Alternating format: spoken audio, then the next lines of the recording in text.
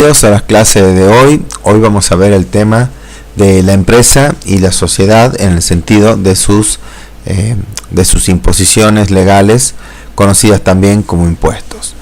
Los impuestos son cargas que el Estado impone a las empresas a fin de garantizarles las condiciones mínimas de funcionamiento, como ser seguridad, infraestructura, transporte, regulación, justicia, todas estas cosas que necesitamos en el entorno de la empresa tener para que la empresa funcione.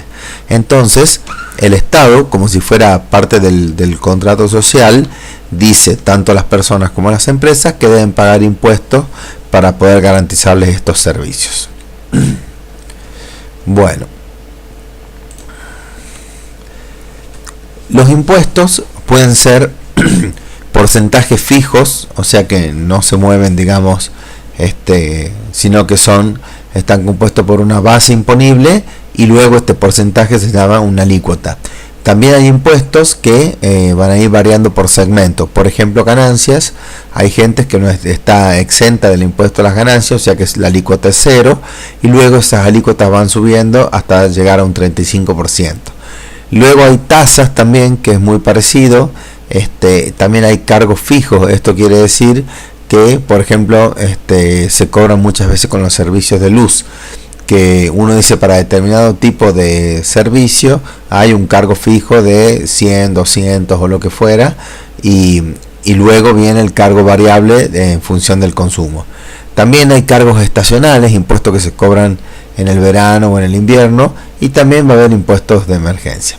Como habíamos dicho, el monto sobre el que se calcula el impuesto, que está de acuerdo al tipo de impuesto, se llama base imponible, y el porcentaje que debemos aplicar a esa base imponible para calcular el impuesto se llama efectivamente alícuota, y luego la base imponible multiplicada por la alícuota nos da el valor del impuesto. También se lo denomina, a la base imponible se denomina tasa, y casi siempre vamos a ver que se le expresa en forma de porcentaje.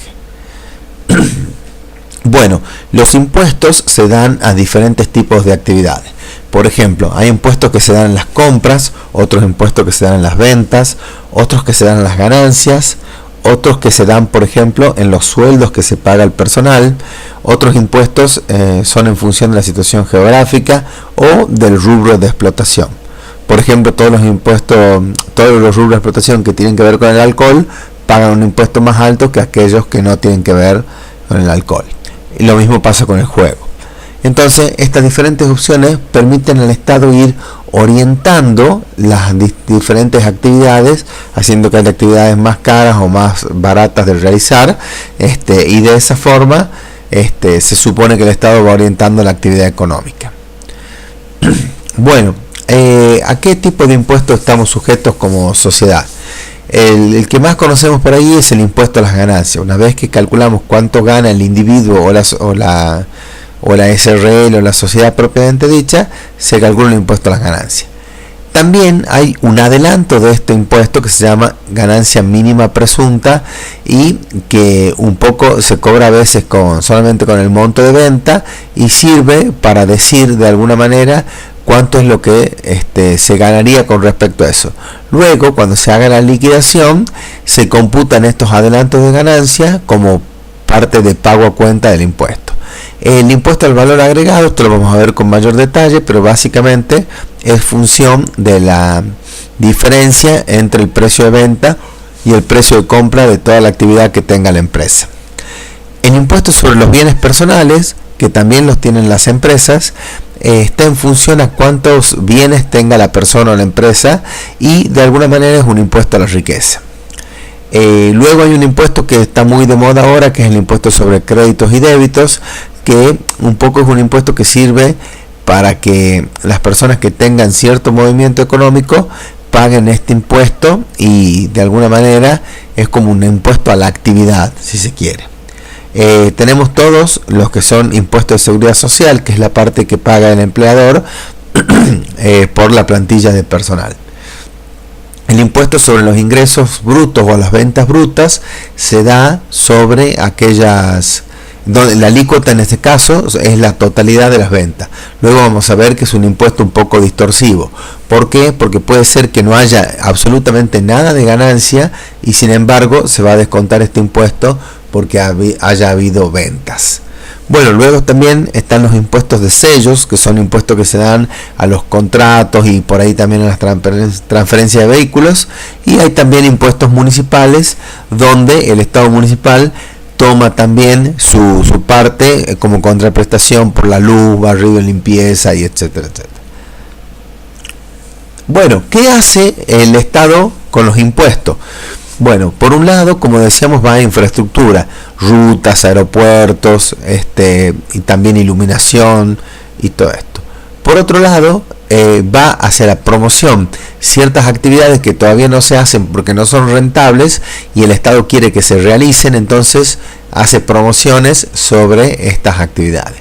También va, como el caso de la educación pública de las universidades, a educación y a investigación. Por otro lado va a la sociedad en forma de planes o en forma de ayudas sociales. También parte de los impuestos del Estado Nacional se pasa a las provincias mediante un mecanismo de coparticipación.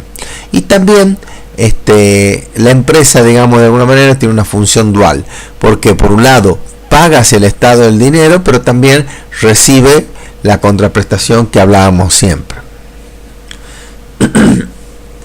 En los impuestos lo que se busca en realidad es determinar la capacidad contributiva que tenga la persona a quien le cobramos los impuestos, puede ser persona física o jurídica. ¿Por qué? Porque de alguna manera, de esa forma, tratamos de ser equitativo. Quien no tiene para pagar impuestos, en teoría, no tendría que pagar.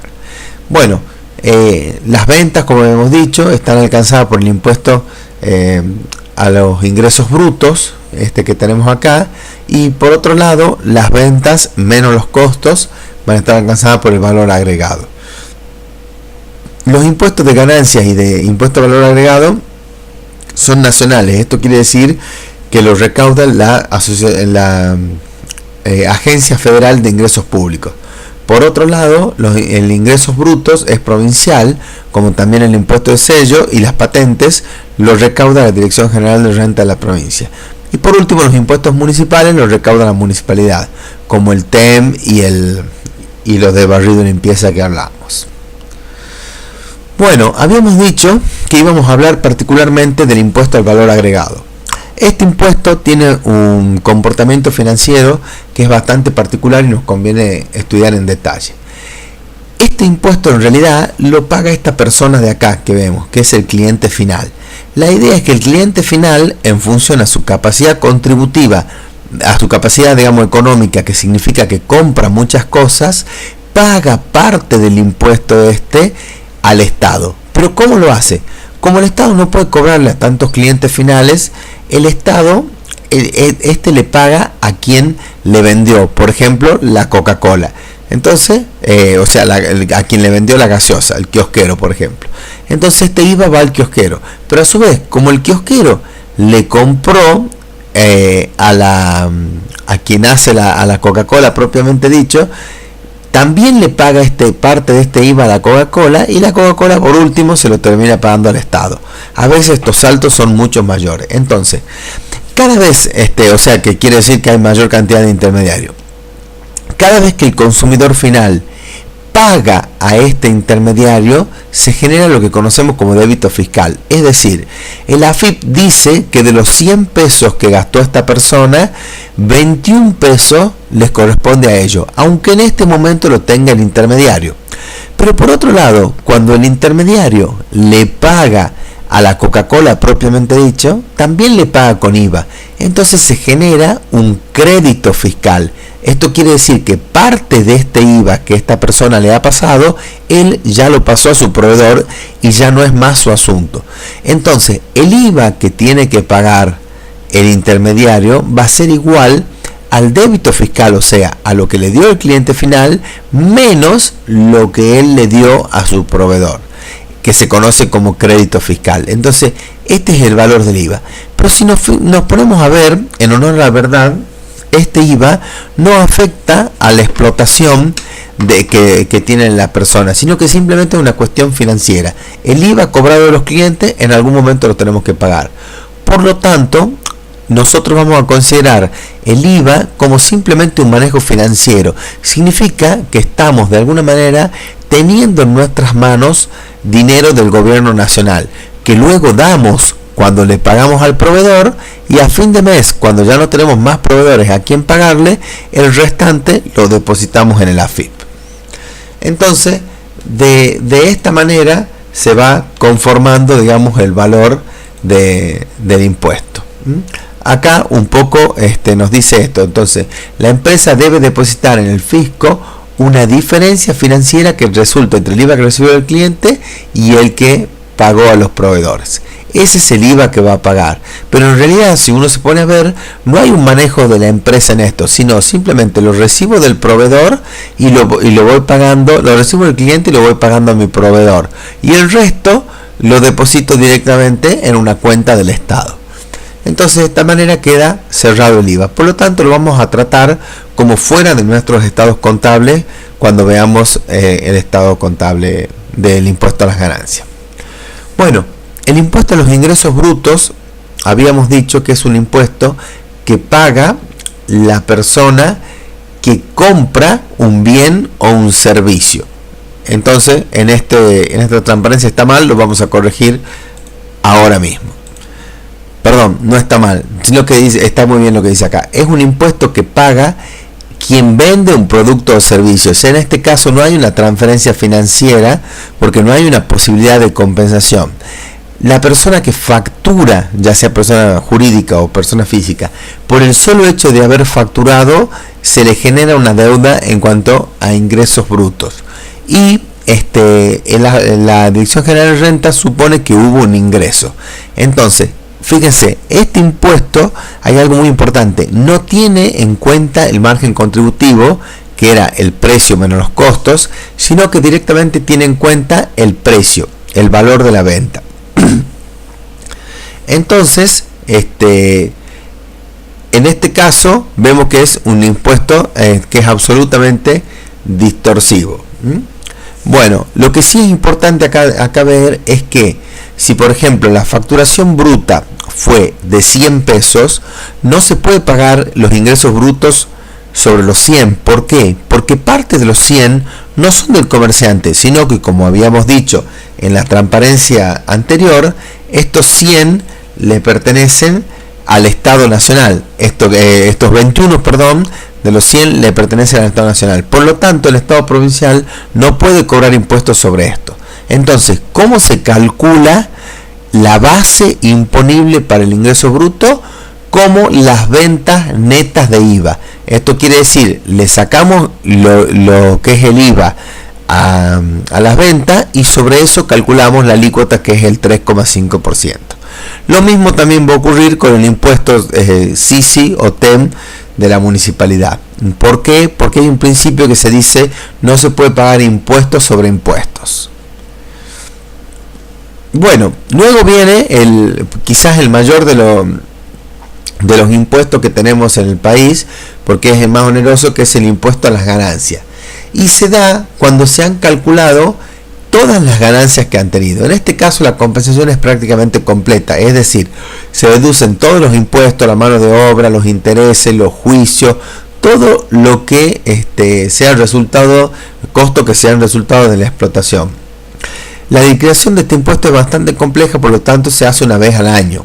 Sin embargo, muchas veces el AFIP, que necesita de recaudar constantemente, pide anticipos de ganancias durante todos los meses, que es, como habíamos explicado al principio, son pagos a cuenta que se hacen en función de las ganancias. Entonces, una vez al año, cuando se haga el ejercicio completo, esa ganancia presunta va a servir como pagos a cuenta y luego se calcula la diferencia y se deposita en el AFIP la diferencia.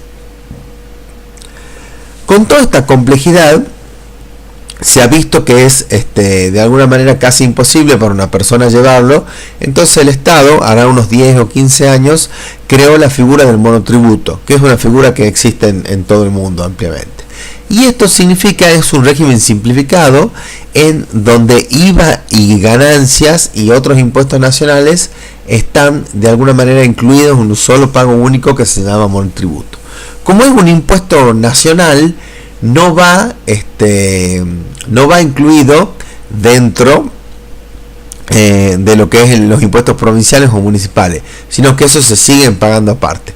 También incluye una parte de aportes sociales, porque la persona que tiene el monotributo va contribuyendo a su propia jubilación.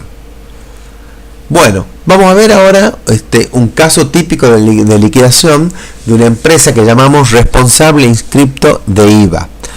Que esto quiere decir una empresa que está considerada para el Estado como una recaudadora de IVA. Vamos a suponer que tenemos unas ventas netas de IVA de 100.000 pesos. Esto quiere decir, no son 100.000 pesos de ventas, se vendieron 121.000, pero esos 21.000 vendrían a ser, como habíamos dicho recién, dinero del Estado. Por lo tanto, nosotros no lo contamos en esto. Bueno, compras netas de IVA, compras de nuevo sin esto que les pagamos al Estado, 48.000 pesos. Sueldos y jornales 25.000, impuestos brutos a pagar, el 3,5% de esto, de los 100.000, que fíjense, no incluye los 21.000 pesos de IVA. Lo mismo ocurre con el CICI a pagar. Bueno, entonces tenemos una base imponible para ganancias de 22.000 pesos. ¿Por qué es esto? Fíjense, 100.000 menos 48.000 da 52, menos 25 da 27, perdón. Luego, menos 5.000 que tenemos entre ingresos brutos y CICI da 22.000 pesos. Esto significa que la AFIP piensa que es lo que nosotros hemos ganado. Entonces, esta es la base imponible. ¿Cómo? El impuesto es del 35%, si multiplicamos 22.000 por 0,035, perdón, es del 35%, 22.000 por 0,35 nos da estos 7.700 pesos, que es lo que tenemos que pagar a la AFIP. Por lo tanto, la rentabilidad neta nos va a quedar en 14.300 pesos. Fíjense ahora, a grandes rasgos, que prácticamente, sin hacer nada, el Estado se queda con un tercio de las ganancias. 7.700 es más que la mitad de 14.300. Entonces, aproximadamente con unas ganancias que fueron 22.000 pesos, el Estado se queda con más de un tercio de las ganancias. Entonces, cobra aproximadamente más del 50% de lo que cobra el dueño. Fíjense qué importante socio es el Estado con estos valores tan altos. Bueno, pero ¿qué pasó acá con el IVA? En realidad, el empresario ya recibió de estas ventas 21.000 pesos extra, que fíjense, no lo hemos puesto acá, y también pagó el 21% de sus compras, que eran 48.000, que esos son 10.080 pesos. Entonces, fíjense cómo es el manejo financiero. Hemos recibido de los clientes 21.000 pesos, y a su vez hemos pagado 10.080. Por lo tanto, queda en nuestras manos de estos 21.000, 10.920 pesos. Esto es lo que deberíamos pagar, depositar al Estado a fin de mes como IVA retenido de alguna manera. Entonces, por esto es que decimos que el IVA es simplemente un manejo del dinero que me da el cliente, menos lo que le doy al proveedor, nos queda un saldo, que este saldo lo tenemos que depositar en una cuenta a final de cada mes. ¿Qué pasaría con un monotributista? 50.000 pesos de ventas, 7.000 pesos de compra, supongamos que sea un servicio, y sueldos y jornales 18.000. Entonces, para esta facturación nos corresponde un monotributo de aproximadamente 3.200 pesos y impuestos brutos a pagar 1.750 y CICI 1.750 pesos. Por lo tanto, la base de la ganancia son 19.300 pesos. Pero con esto ya hemos pagado ganancias. Por lo tanto, la rentabilidad neta va a ser 19.300 pesos. Entonces, acá podemos ver que para la prestación de servicios, sobre todo, es un caso más conveniente. Bueno, habíamos dicho que los impuestos debían acompañar a la capacidad contributiva de la empresa o de la persona. Entonces, los impuestos distorsivos son aquellos que no acompañan a la cantidad, a la capacidad de contribución. Por lo tanto, no permiten el crecimiento de las empresas porque no tienen contra qué descontar estos impuestos y compensar. Entonces favorece algunas actividades sin sentido y por otro lado limitan el consumo. La idea es que este tipo de impuestos prácticamente vaya desapareciendo en el futuro y todos los impuestos sean de acorde a las ganancias. Bueno, la carga impositiva, como hemos visto en el ejemplo de los números, es un factor determinante de la rentabilidad de la empresa. Entonces, la política impositiva del Estado va a ser fundamental para la erradicación y funcionamiento de las empresas. Las empresas están sujetas a impuestos en todos los ámbitos que actúan: nacional, provincial, municipal y ámbito comercial. Entonces, la empresa a su vez está relacionada con sus grupos de interés, los accionistas, empleados, clientes, proveedores, el Estado, la comunidad y también el clúster o sector. Por lo tanto, es sabido que al mejorar el entorno de las empresas se va mejorando la rentabilidad en sí misma. Bueno, el Estado de esta forma con los impuestos mantiene una relación prácticamente impersonal e indiferenciada con las empresas y sus acciones están ubicadas, digamos, hacia el conjunto de las empresas y no la empresa en particular. Por lo tanto, este esquema impositivo muchas veces resulta insuficiente y como distorsivo. Y las empresas deben buscar también, si quieren influir en su entorno, algún tipo de valoración que sea de una manera más proactiva que solamente el pago de los impuestos. Por ejemplo, supongamos el caso de una empresa citrícola que genera un ruido muy grande y humo y contaminación en un área poblada.